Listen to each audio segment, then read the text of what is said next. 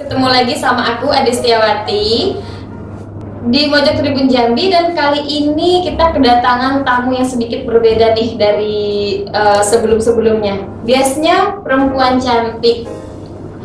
Ya, sekarang sedikit berbeda. Namanya apa, siapa? Namanya Exos Grandize, biasanya dipanggil Encos kan? Oh gitu. Iya. Lagi sibuk apa nih sekarang nih? Kalau untuk kesibukan sekarang aku lagi freelancer event aja. Kalau misalnya sebelumnya tuh MC juga, itu aja sih kak. MC juga. Pandemi gimana nih bang? Waduh, kalau pandemi udah berlalu banget ya, udah jauh banget. Tapi tetap selama pandemi tetap berusaha untuk produktif.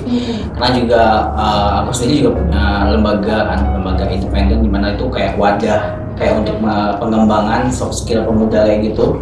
Dimana supaya mereka tuh siap berdikari atau berdiri sendiri dan siap menghadapi era 4.0. Jadi kayak kita sering buat event-event virtual.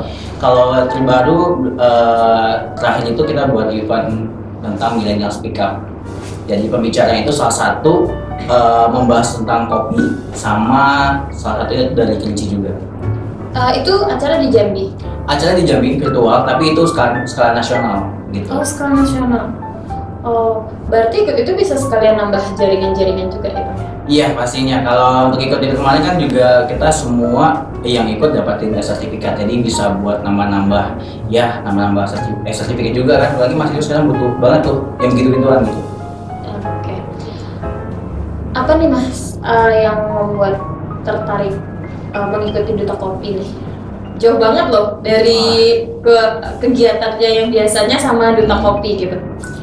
Oke, kalau misalnya ditanya apa sih yang membuat tertarik ya dengan kopi, itu sebenarnya tertarik dengan dunia kopi itu kebetulan waktu pulang ke Kerinci kemarin, itu kan kebetulan kakek punya kebun kopi.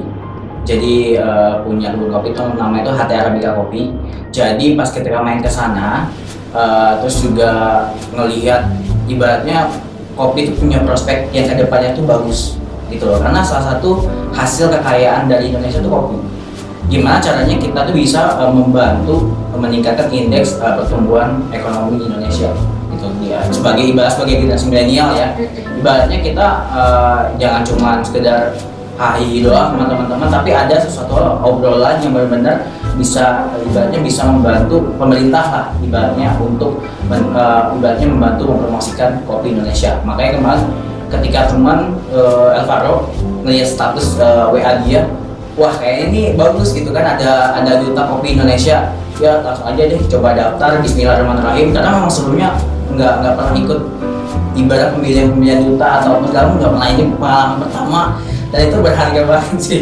Dan itu langsung kayak wah masya Allah sekali diberikan amanah untuk Duta 3. Semoga amanah ini ibaratnya bisa ibaratnya menjalankan tugas ini dengan baik, itu deh harapannya. Masa pandemi lagi Bang? Iya betul banget. Virtual lagi. Luar biasa sekali.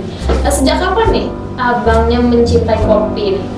Kalau mencintai kopi sejujurnya nih kak ya, sejujurnya teman-teman bahkan sampai ada yang bilang, wah gitu, luar biasa ya, orang yang nggak suka kopi, ibaratnya minum kopi yang pahit aja nggak mau gitu kan, tapi jadi duta kopi gitu kan. Tapi walaupun begitu, itu kayak menjadi masukan, kritikan juga buat diri sendiri, karena kita sendiri tuh nggak tahu kurang kita di mana. Dengan adanya kritikan seperti dari orang lain, berarti itu sebuah masukan buat diri kita sendiri.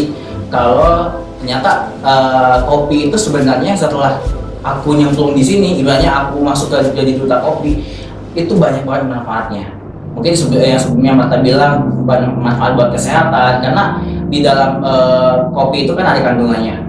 Salah satunya itu ada kandungan kafeinnya. Nah itu kalau kopi itu kalau kita minum, mungkin kalau misalkan ngopi itu pagi hari ya.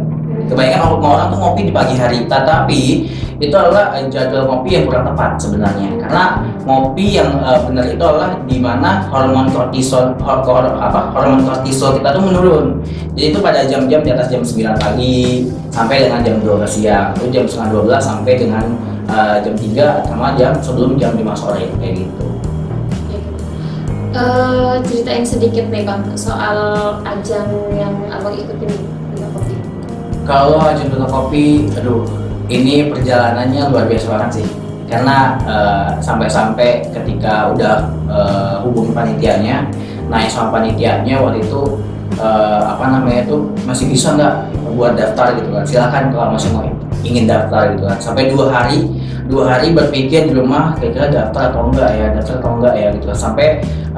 Sampai ibaratnya ketika suatu berdoa itu seperti ini, kalau memang aku diizinkan buat ikutan, tolong perlancar semua persyaratan yang harus aku penuhi gitu kan, sampai kayak surat keterangan bebas narkoba, sampai surat keterangan bebas sehat, photoshoot segala macam gitu. Aku semuanya nanya sama temen kayak sama Elvaro, aku bagus pakai baju apa ya, karena memang sejujurnya tuh kayak ini pertama kali gitu, jadi tuh benar-benar bingung harus pakai baju apa, photoshoot di mana gitu kan. Tapi alhamdulillah setelah mendaftar, video juga buat sendiri, ngedit sendiri, akhirnya waktu itu beberapa hari setelah mendaftar, kalau nggak salah 5 hari, itu pengumumannya 40 besar semifinalis.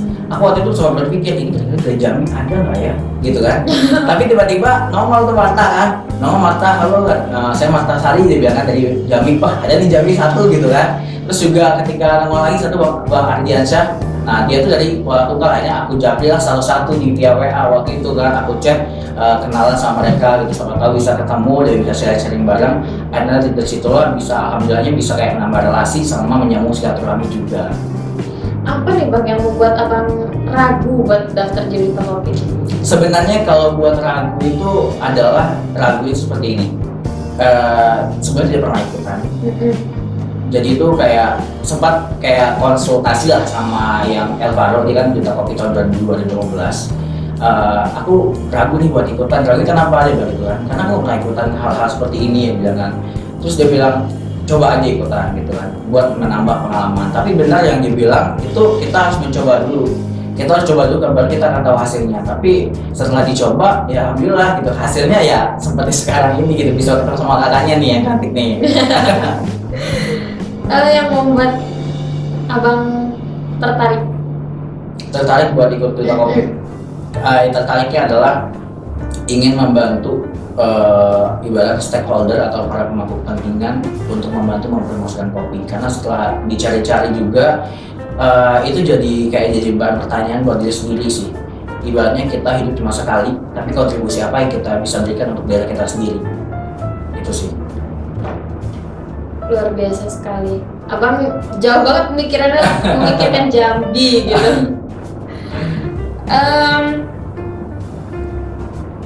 Kegiatan selama ajang nih Bang, selama ajang kopi. Oke, kalau kegiatan selama ajang kopi, setelah masuk 40 besar semifinals kemarin, kita sempat mendapatkan pembekalan selama 1 hari. Di sana juga banyak koreksi ternyata yang perlu dipelajarin ya, karena ternyata yang sebelumnya saya tidak ketahui, ternyata saya baru tahu. Itu masya Allah sih, luar biasa, pelajaran yang benar-benar banyak sekali yang saya dapatkan gitu kan, dari saya sendiri. Terus juga kita harus membuat video promosi mengenai kopi, ibaratnya dengan strategi ala anak milenial zaman now. Jadi kayak kalau misalnya berbeda dengan Marta tadi, mungkin dia lokasi di kayak Gentala Arashi. Kalau saya mengangkat kayak saya menggunakan baju batik Jambi, terus saya pakai laca Jambi juga. Terus juga lokasi itu di kantor gubernur, karena di situ ada rumah adat Tuwo. Nah di sana saya mengangkat ada budaya dari Jambi yang benar-benar bisa kita angkat juga. Jadi kan kalau untuk ngomong soal kopi itu cakupannya luas, bisa masuk ke musik juga, bisa masuk ke budaya, bisa masuk ke pariwisata gitu kan. Tapi saya mengambil salah satu itu mengangkat budaya dari Jambi, tapi batiknya dengan rumah Tuwonya tadi gitu. Setelah membuat video itu, proses editingnya juga lama, karena ibaratnya membuat kata-kata yang saya sampaikan di video itu sampai 2 hari sih. Itu pun kayak nanya sama teman, gimana sih pendapatnya kalau misalkan kalimatnya seperti ini gitu kan. Masukan dari teman lagi, mungkin kayaknya kalimatnya harus diganti nih biar lebih enak didengar, kayak seperti itu sih kan. Gitu. Emang lebih harus belajar gitu. Iya, memang harus kayak benar-benar dipersiapkan banget sih, karena waktu itu harapannya itu adalah ketika saya ibaratnya menjadi duta kopi, setidaknya ada satu program yang memang saya buat, walaupun nantinya ketika program itu kita buat, kita nggak bisa sendirian menjalannya, karena kita butuh orang lain, kita butuh banyak orang ibaratnya untuk menjalankan ibaratnya program itu bersama. Makanya kita butuh namanya sinergi dan kolaborasi tadi. Makanya kalau untuk sekarang sih kita ada program yaitu namanya Gerakan Edukasi Kopi. Mungkin teman-teman yang lagi nonton video ini bisa follow aja Instagramnya itu @gerakanedukasikopi. Jadi itu tuh tidak hanya sebuah gerakan, tapi itu kita juga ngajak banyak orang. Contohnya misalnya nih hari ini aku sharing-sharing sama kakak mengenai kopi ya. Nah dari yang aku sharing sama kakak tadi, kakak mungkin ketemu sama teman, kakak sharing ke Bali.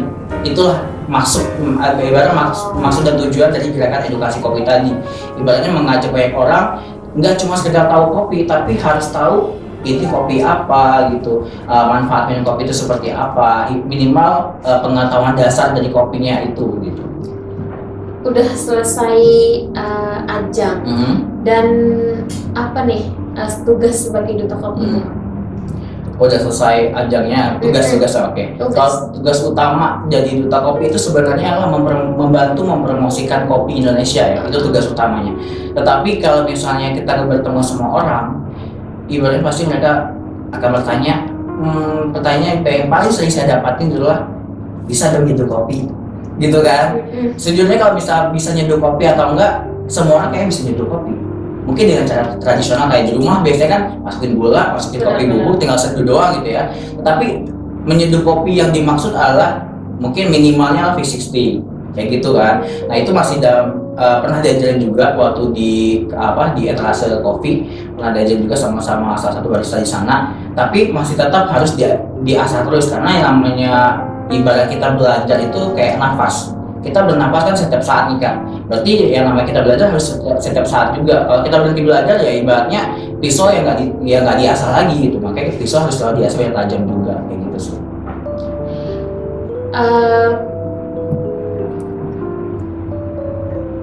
Untuk tujuan ke depannya, Bang?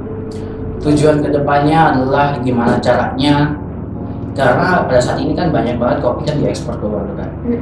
Harapannya itu yang kita ekspor keluar itu adalah bukan bijinya itu, tetapi gimana caranya packagingnya itu memang kita sudah kemas sendiri dari Indonesia, itulah yang kita ekspor keluar.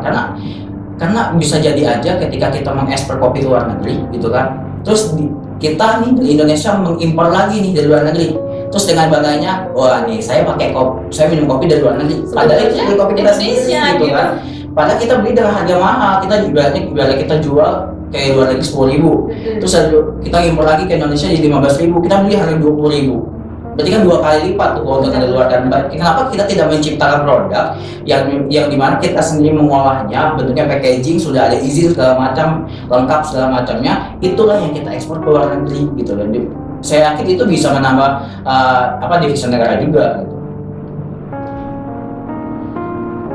Langkah awal yang sudah Abang lakukan sebagai juara 3 duta kopi nih, Bang? Langkah awal itu adalah saat ini seperti yang tadi saya bilang, saat ini kita ada program bersama dengan duta kopi yang lain, yaitu adalah Gerakan Edukasi Kopi. Itu sudah kita lakukan, sudah ada Instagram juga, mungkin bisa di follow ya. Nah itu adalah yang seperti saya ceritakan tadi, mengajak satu orang menceritakan tentang kopi, nanti orang itu terus melakukan hal seperti itu bisa meringankan beban pemerintah juga gitu, meringankan beban yang lain juga deh. Terus juga kita kayak yang namanya sosial media, Instagram segala macam, itu sebenarnya ada yang namanya Instagram Ads atau yang bisa kita bilang adalah digital marketing. Jadi dengan bantuan digital marketing ini kita kayak bisa mempromosikan kopi ataupun postingan di Instagram itu tanpa kita posting lagi gitu loh. Jadi kita cukup posting sekali, kita ibaratnya 100.000, dengan bayar 100.000 itu jangkauan orang melihat postingan kita tuh bisa luas di seluruh Indonesia gitu. Oke. Untuk harapan kedepannya nih, Bang? Harapan kedepannya kopi Indonesia pastinya semakin maju dengan bantuan teman-teman duta kopi, dengan ada duta kopi dari angkatan pertama sampai angkatan kelima. Ibaratnya selempang ini sih bukan untuk ajak HI doang sih kalau menurut saya pribadi ya, karena ini tanggung jawabnya besar banget. Karena ibaratnya semua orang ibaratnya punya harapan yang cukup besar untuk kita yang duta kopi, gimana caranya bisa membantu perkopian Indonesia, baik itu dari segi mulai dari petaninya, UMKM-nya, sampai ke pemerintahnya. Jadi ya benar-benar ibaratnya kita harus bersinergi dan kolaborasi dengan banyak pihak, kayak gitu sih. Sebelum kita tutup nih, Bang, perbincangan kita kali ini nih, kata-kata buat anak-anak milenial nih Bang, yang belum tertarik jadi tertarik, yang belum suka jadi suka, apa nih Bang? Oke, kalau misalnya quotes sekali ya, quotes itu kalau untuk saya pribadi sih saya selalu menerapkan kita hidup satu kali, tapi kontribusi apa yang sudah kita lakukan untuk daerah kita sendiri itu cukup dijawab di hati masing-masing sih sebenarnya pertanyaan itu. Kalau untuk mengenai kopi sendiri, kita perlu bangga dengan kopi Indonesia karena sejarah kopi Indonesia itu benar-benar sangat luar biasa sih Kak. Karena kita memang kopi itu dari luar negeri asalnya, bukan asli Indonesia, cuma ditanam di negeri kita tuh tumbuh dan subur. Nah ketika tumbuh dan subur, yang mengelola itu semua pada saat itulah masyarakat Indonesia. Tetapi masyarakat Indonesia itu tidak boleh untuk mencicipinya gitu loh. Jadi kalau misalnya untuk bicara sejarah itu panjang sebenarnya kan. Jadi kayak kita perlu bangga dengan kopi Indonesia karena apalagi zaman sekarang tuh kopi itu nggak cuma jadi kayak menikmati aja, tapi juga udah jadi kayak kebutuhan hidup, udah jadi gaya hidup. Kemana-mana orang bilang seperti Marta bilang, yuk ngopi yuk. Padahal pas di tempat nongkrong belum tentu ini sebenarnya kopi gitu kan. Bener. Makanya kayak itu tuh harus kita ubah gitu kan. Kayak ketika nongkrong kita cobain kopi itu, kapan perlu tanya sama baristanya nih, ini kopi apa nih yang saya cicipin, robusta kah, arabica kah, atau liberica kah, kayak gitu. Jadi setidaknya kita juga menambah pengetahuan kita mengenai kopi. Kalau dulu itu pergi keluar kota atau kemana belinya oleh-olehnya makanan Bang. Iya benar. Kalau sekarang kopi ya. Ya harus yang direkomendasikan kayak gitu. Oke, Tribuners, sampai ketemu di Mojok Tribun berikutnya. Saya Ade Setiawati pamit undur diri. Assalamualaikum warahmatullahi wabarakatuh.